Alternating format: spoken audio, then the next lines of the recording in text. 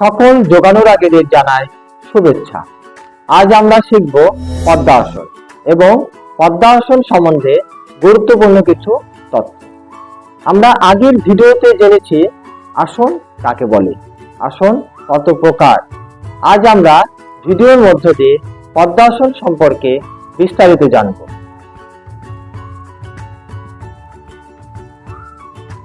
পদ্মাসন যা ধ্যানাসনের মধ্যে পড়ে। পদ্মাসন নিয়মিত অভ্যাসে মানসিক একাগ্রতা, ধৈর্য ও স্মৃতিশক্তি বৃদ্ধি পায়। এই আসন অভ্যাসে মেরুদণ্ড বক্র হয় না এবং অধিক পরিমাণে অক্সিজেন গ্রহণ ও ধারণের সুযোগ পাওয়া যায়। বিশেষ করে ছাত্রছাত্রীরা পড়াশোনার আগে এই আসন নিয়মিত 5 মিনিট অভ্যাস করলে তাদের মনোসংযোগ বৃদ্ধি পায়, পড়াশোনা ভালো হয়।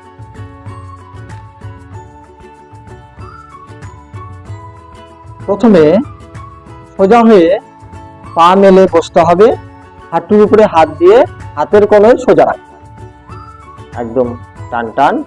এবারে ডান হাত দিয়ে বাঁ পায়ের বুড়ো আঙ্গুল ধরে ডান পায়ে থাইয়ের উপরে রাখতে হবে। একই রকম ভাবে বাঁ হাত দিয়ে ডান পায়ের বুড়ো আঙ্গুল ধরে বাঁ পায়ের থাইয়ের উপরে রেখে হাত জ্ঞান মুদ্রা, তর্জনী এবং বৃদ্ধাঙ্গুল টাচ করে হাঁটুর উপরে সোজাভাবে রাখতে হবে। চোখ বন্ধ, শ্বাস প্রশ্বাস স্বাভাবিক। এভাবে 30 সেকেন্ড ধরে রাখতে হবে।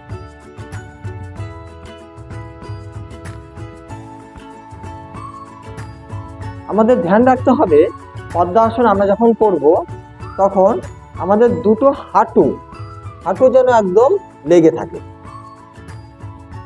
অনেকেরই দেখা যায় ডান পা যখন উপরে রাখে ডান পায়ের হাঁটু উঁচু হয়ে যায়। এদিকে কিন্তু আমাদের একটু ধ্যান রাখতে হবে।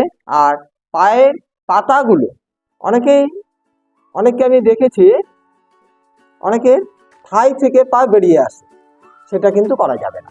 থাইয়ের মধ্যে রাখতে হবে এবং পাতাটা খোলা থাকবে। পদ্ম ফুলের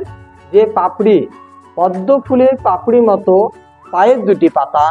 পদ্মাসন শ্রেষ্ঠ আসন, ধ্যানে সর্বসিদ্ধিদাতা। এক্ষেত্রে আমাদের পায়ের পাতাটা কিন্তু পদ্মাসনের যে ভঙ্গিমাটা থাকবে একদম পদ্ম ফুলের পাপড়ির মতো হতে হবে।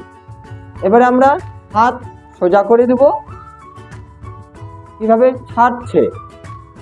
এবারে ডান পা উপরে আছে, তাহলে আমাদেরকে বাঁ হাত দিয়ে ডান পায়ে বুড়ো আঙ্গুল ধরে খুলতে হবে। এখানে কিন্তু অনেকেই ভুল করে, ডান হাত দিয়ে ডান পা খুলে দেয়। এবারে ডান হাত দিয়ে বাঁ পায়ের বুড়ো আঙ্গুল, হাত সোজা রেখে হাঁটুর উপরে হাত দিতে হবে। এভাবে বসেও বিশ্রাম নেওয়া যায়। হাত পিছনের দিকে ঘুরিয়ে দিয়ে হাত পা ছেড়ে দিয়ে বিশ্রাম। যখন আমরা আসন করব আমরা এভাবে বসেই বিশ্রাম, এভাবে আমাদের পদ্মাসন সম্পূর্ণ করতে হবে।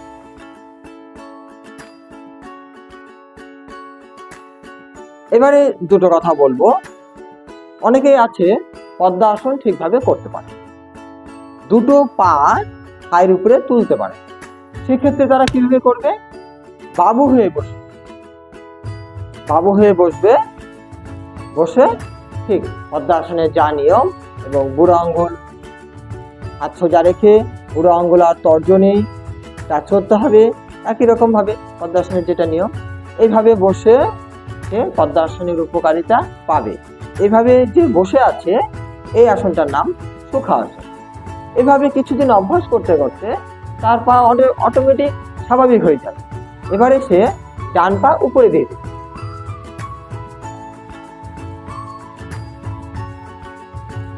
এটা হলো সিদ্ধাসন।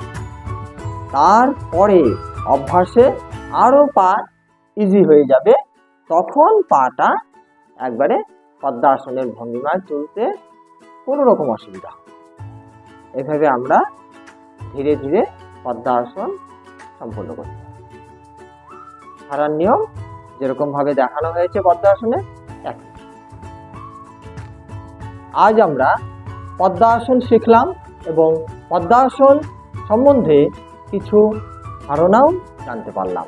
আগামীতে আপনারা কোন আসন দেখতে চান কমেন্ট করে জানাবেন, আমরা সেই আসন দেখানোর এবং তথ্য দেওয়ার চেষ্টা করব। নমস্কার।